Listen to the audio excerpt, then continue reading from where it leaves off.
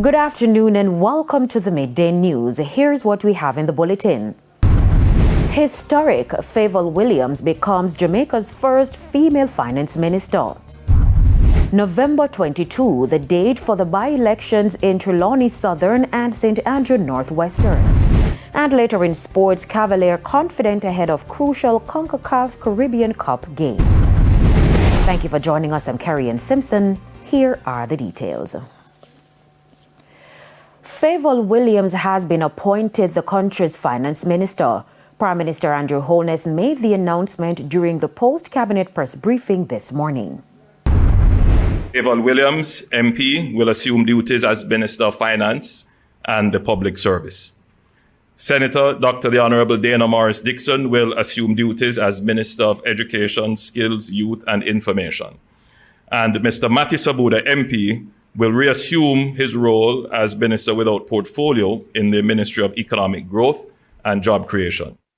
The post became vacant following the resignation of Dr. Nigel Clark, who departed the island today to become one of 4 deputy managing directors of the International Monetary Fund, IMF. Mrs. Williams is the first female finance minister in the country since independence.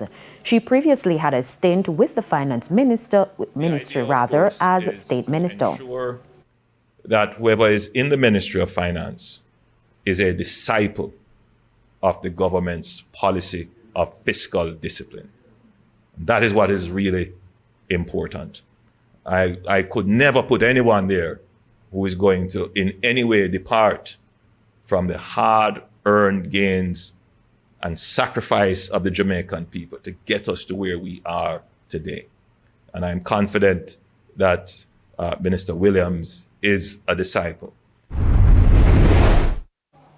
And November 22 is the date for the by-elections in the Trelawny Southern and St. Andrew Northwestern constituencies.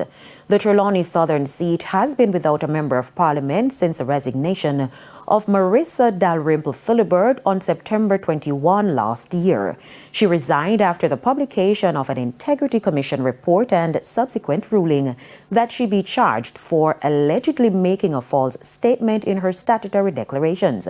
However, Prime Minister Andrew Holness at Wednesday's post-cabinet says Mrs. Dalrymple Philibert will again run on the party's ticket. Of the constituency, Marissa Dalrymple Philibert will be the Jamaica Labour Party's candidate for Trelawny Southern. It's difficult to speak for Marissa as to why she resigned and then she's coming back. And I'm certain she will give an explanation. But my own view is that she really respected the perspectives of the public with whatever was accusations were laid in the public domain. And she thought it was the honorable thing to do. But I think that as she went through the constituency and people kept demanding that she return, and she does have quite a popular support in the constituency. So, it's really the will of the people. As to why the prolonged wait for a by-election in the constituency. Be sure that whenever you call an election, you are in a good position to win it. And that's just the reality. You want to be sure that you are in a position that your government can continue. That doesn't speak to any disenfranchisement of the democratic process. Just to be clear, however, the people of Southern Trelawny were never deprived of any representational benefits that would accrue from having their member of parliament. Provisions were in place to ensure that whatever benefits that would come to constituents who are in need or whatever service they needed, that those services would continue. Meantime, 2 divisions will also have by-elections on that day, namely Ainon Town Division in Clarendon and the Morant Bay Division in St. Thomas. Health Minister Dr. Christopher Tufton has fired back at the opposition over hospital equipment allegations. On Monday, opposition spokesman on health Dr. Alfred Dawes accused the Ministry of Health of using cheap machines and equipment without a maintenance budget in place. But Dr. Tufton, during a post-cabinet press briefing this morning, rubbished the claim. He explained that there are laws that guide the procurement process. Procuring using government funds, equipment or building or otherwise, needs to be taken in the context of that. And I think there's a policy discussion that should be had around that process, but not a leap to suggest that somehow that process is being ignored and somehow the Ministry of Health is purchasing substandard equipment. I don't know of it, and if it is brought to my attention, I will deal with it.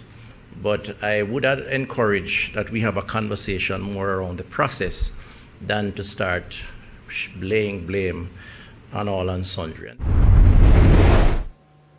An appeal this afternoon for immediate repairs to be done to the reception area at the Santa Cruz Police Station. When our news center visited the station, we noticed a desk placed outside the guard room. When we went inside, we noticed the dilapidated condition of the customer service area. When asked, officers indicated that for the safety of both officers and members of the public, they decided to relocate on the outside to prevent any mishap. One member of the public who visited the station to file a report commented. How long do you want to know that I've come in time and come that I can get it report, because every other morning I have to be here. And you always go inside? Sometimes, not all the while.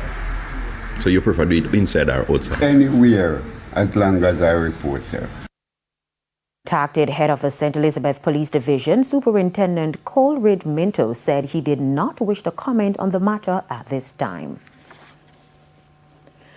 Public health inspectors across the island are being charged this afternoon to enforce the full length of the law for breaches of the various public health acts. It comes from President of the Jamaica Association of Public Health Inspectors, Michael Miles. We have experienced various public health challenges. We have a medical and solid waste management problem. We saw the impersonation of public health inspectors in 2024, and we have experienced Alice and Alice 2.0. These are seen as earthquakes that have shook the core of public health. We realize that even in the food trade, people, our clients, have a hustle mentality, wanting to make money at all costs, a subculture that we have to stamp out. In the meantime, Mr. Miles says the association will be looking at the use of AI in advancing and supporting public health.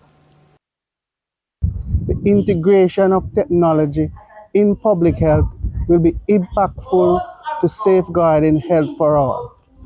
We have a challenge in especially reaching some communities that are volatile or plagued with violence, because we need to look at the impact of violence on public health. Operators of Sangster International Airport MBJ Airports Limited conducted a comprehensive emergency response exercise last evening.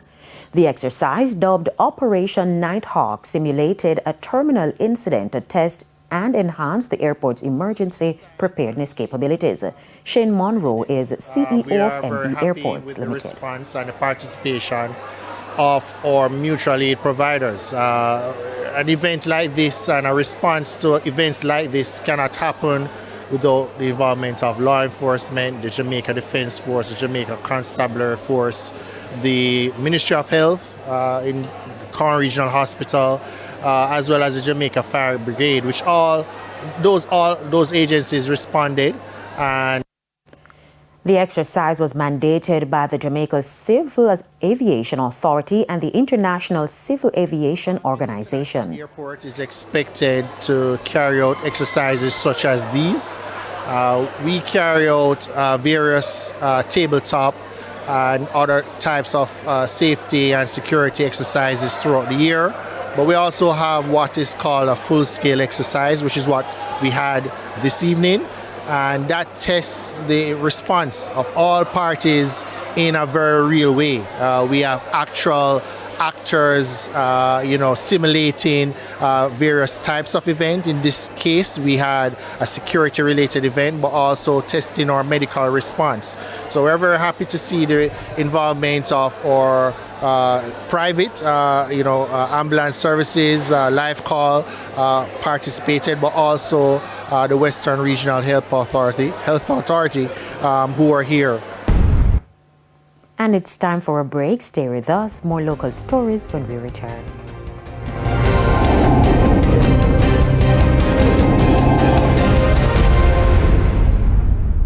Welcome back to the Midday News. It's time now for the Business Minute.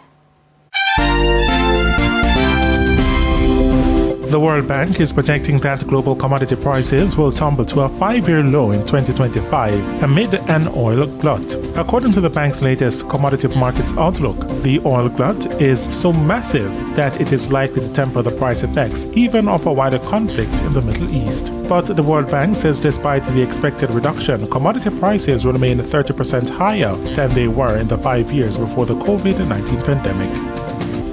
Job openings in the U.S. fell to pre-pandemic levels in September. That's according to new data released Tuesday by the Bureau of Labor Statistics. There were an estimated 7.4 million unfilled jobs on the last day of September, a drop from August's 7.8 million openings. The number of job openings fell below economists' expectations of 7.9 million. For the Business Minute, I'm Shane Masters. And here's a preview of what's coming up in this evening's Health Report. In this evening's Health Report, we look at oral hygiene. Not taking care of your teeth get loose, you lose them, and then you also get bad breath. Once your teeth are lost, your chewing ability is decreased. The smile is gone, so your social life has changed. So there's a lot of things involved in it. That's the Health Report in Primetime News at 7. And now for today's healthy living tip. Brush your teeth at least twice a day. Floss once daily. Brush your tongue. Use an antibacterial mouthwash every day. And avoid smoking. Time now for the top regional and international stories. In the region, Grenada has struck a deal with a Nigerian oil and gas company and a Russian petroleum group to launch one of the Caribbean's largest ventures. The venture aims to develop Grenada's hydrocarbon reserves, paving the way for the island to emerge as a major energy hub in the region. The project is said to be valued at approximately $1.8 billion, with a potential to reach $8 billion. On the international scene, at least 62 people have died after flash floods swept away cars, turned village streets into rivers, and disrupted rail lines and highways in Spain. Spanish authorities have described it as the worst natural disaster to hit the European nation in recent memory. Emergency services in the eastern region of Valencia confirmed a death toll of 62 on Wednesday.